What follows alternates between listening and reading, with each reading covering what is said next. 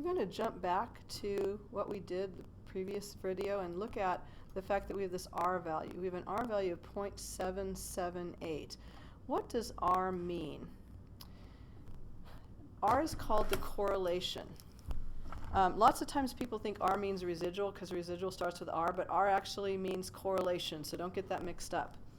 The correlation tells us the strength and the direction of the linear association between two variables.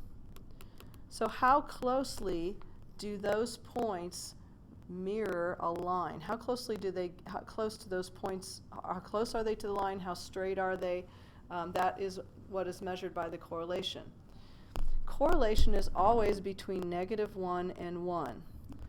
Perfect linear association, so if we have exactly perfect positive linear association, R would equal 1.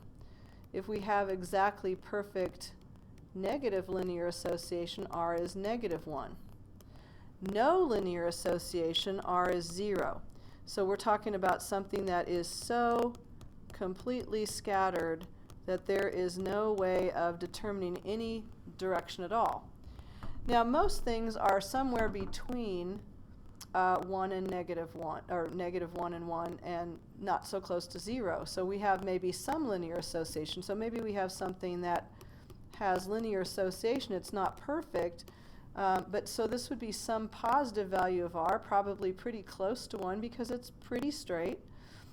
Maybe this would be some negative value of R, because you can think of a line going through here, you can think of a line going through here, probably lower, not so close to -1 because it's a little more scattered.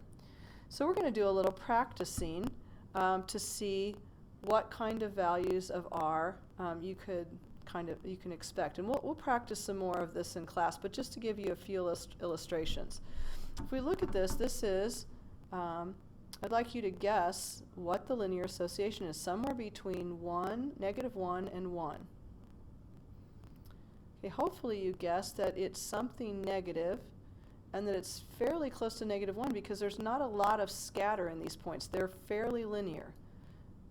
-0.93. So a very strong negative linear correlation.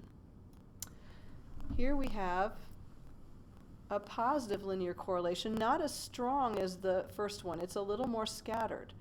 So kind of just think in your mind, what would you guess that at? Let's see how close you get. Okay, here's the big reveal. 0.64. Okay, so not nearly as strong, but a positive correlation. Okay, let's look at this one. Once again, I'd say if you had to draw a line through here, it looks like it's probably going to be negative, but there's a lot of scatter in here. Now you do have these 2 points right here and here that kind of strengthen it a little bit because it sort of draws it out in a more linear manner. So think about what you think that would be. To me it looks like it might be negative, but about the same size as this. So let's see. Oh, not quite as strong, a little more scattered than the third version, the third example. So -0.48. Let's look at number 4. Oh, can you get this one? R equals 1. Exactly linear, positive, perfect correlation. How about this one? Would you draw the line this way? Would you draw it this way? Would you draw it this way? It's kind of hard to tell if there's any linear direction to this at all. So this is going to have to be pretty close to 0. -0.06. So it means it just has the least tiny bit slight downward trend. But this is for all all intents and purposes, or essentially no correlation.